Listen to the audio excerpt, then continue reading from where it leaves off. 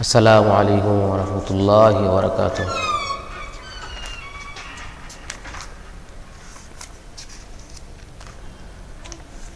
নাহমাদুহু ওয়া নুসাল্লি আলা রাসূলিহিল কারীম, আম্মা বা'দ। আউযু বিল্লাহি মিনাশ শাইতানির রাজীম। বিসমিল্লাহির রহমানির রহিম।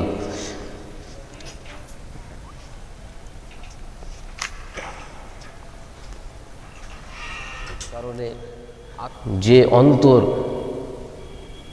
কালিমাযুক্ত হয়ে গেছে, এই অন্তরটাকে পরিষ্কার করতে হবে, অন্তর সাফ করতে হবে। তার জন্য কি প্রয়োজন? আত্মশুদ্ধির প্রয়োজন। আর আত্মশুদ্ধি করতে গেলে পৃথিবীর কোনো মাদ্রাসায় শেখানো হয় না। এই আত্মশুদ্ধি শিখতে গেলে কোনো আল্লাহওয়ালা দরবার, কোনো আল্লাহওয়ালা মানুষের কাছে যেতে হবে।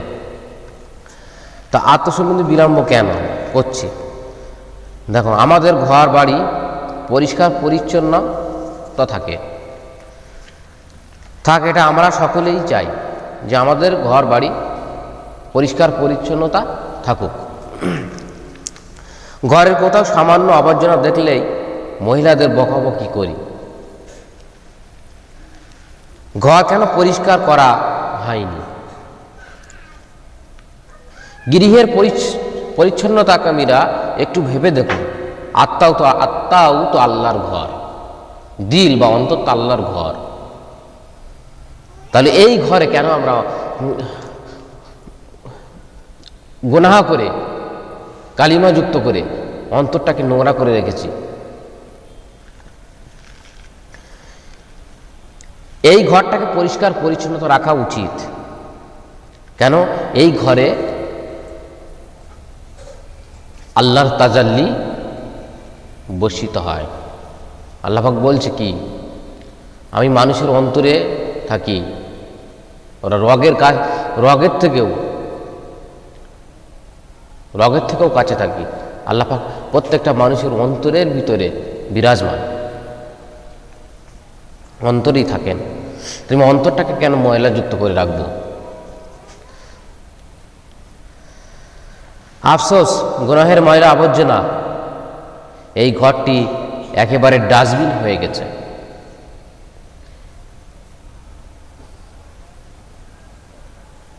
অথচ ঘরের মালিক আল্লাহ রব্বুল আলামিন চান তার এই ঘরটি যেন সর্বদা পরিষ্কার পরিচ্ছন্ন এবং পরিপাটি থাকে। একটু ভেবে দেখুন, কেউ যদি আপনাকে ময়লা মাখা পাত্র দিয়ে বলে এতে দুধ দিন, যে পাত্রটা দেওয়া হয় ওই পাত্র যদি দুধটাকে পরিষ্কার পরিচ্ছন্নতা রাখা উচিত। আমরা যদি সেই ময়লা মাখা পাত্রে যদি দুধটাকে রাখি, তাহলে কেমন লাগে?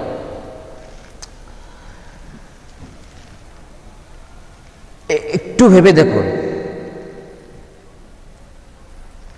আপনি কি দেবেন? বরং আপনি রেগে বলবেন, এমন পাত্রে কি দুধ দেওয়া যায়?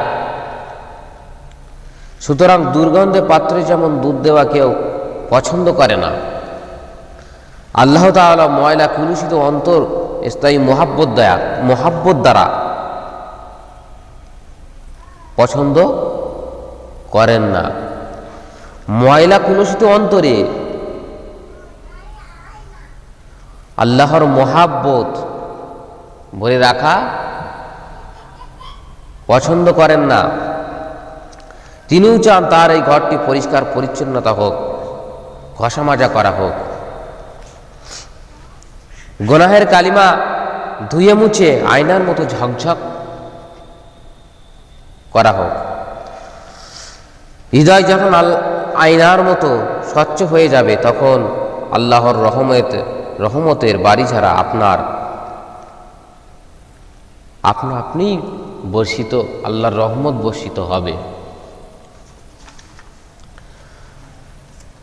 হযরত আশরাফ আলী থানভী রহমতুল্লাহ আলাইহি এর বিখ্যাত খলিফা খাজা আজিজুল হাসান মখজুম রহমতুল্লাহ আলাইহি একটি শ্লোক বলেছিলেন। শ্লোকটি যদিও সাদামাটা ছিল, কিন্তু হযরত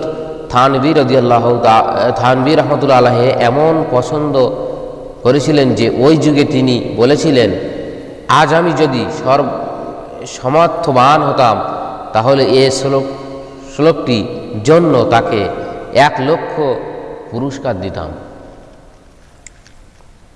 কি বলেছিলেন? হৃদয়ে সব কামনা বাসনা পালিয়েছে আজ দূরে, এসো হে মহান রহমান সুবহান আমার অন্তপুরে। সত্যি, মানুষ যখন সকল প্রকার লোভ লালসা কামনা বাসনা অন্তর থেকে বিদায় করে দেয়, তখন অন্তর জুড়ে আল্লাহ তাআলার রহমতের প্লাবন বয়ে যায়।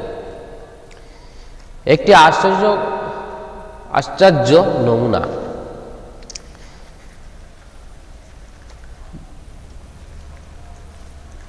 একটি উদাহরণের প্রতি লক্ষ্য করুন। মাসলাটি হলো, যে ঘরে কোনো প্রাণীর ছবি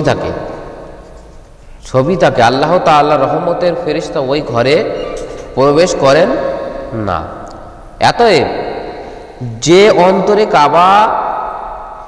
অন্তরে কারো ছবি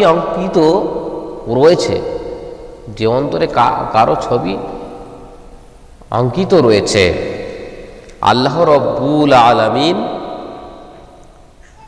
কি করে ওই অন্তরে আগমন করবেন যেখানে রহমতের ফেরেশতা আসে না? সেখানে রহমত বর্ষণকারী স্থায়ী আল্লাহ তাআলার মহব্বত কি করে আসবে? এই যুগের যুবকদের অন্তর জুড়ে তো কত ছবি স্তূপ জমে আছে, কত ছবি অন্তরে জমে গেছে। চলার পথে যার উপর চোখ পড়ে তার ছবি অন্তরে গেঁথে নেয়। আল্লাহ তাআলার মহব্বতের স্বাদ কিভাবে অনুভব হবে?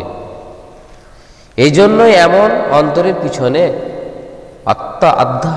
আধ্যাত্মিক পরিশ্রম করা প্রয়োজন। নষ্ট হৃদয়ে ভ্রষ্ট মানুষ আসল মানুষ নয়। সুস্থ হৃদয়ে শুদ্ধ মানুষ আসল মানুষ হয়। যার অন্তর শুদ্ধ আছে সেই কিন্তু মানুষ। অন্তর শুদ্ধ সুস্থ না হলে সে কখনো মানুষ হতে পারে না। মানুষের শরীরে যত অঙ্গ প্রত্যঙ্গ রয়েছে সবই এই অন্তরের অধীন। দেখবেন কোনো ব্যক্তি যদি আপনার প্রতি রুষ্ট থাকে, সে আপনার দিকে তাকাবেও না। আপনি যদি তাকে জিজ্ঞাসা করেন, ভাই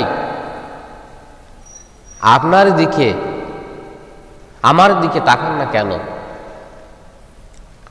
সে বলবে, আমার মনে চায় না। লক্ষ্য করুন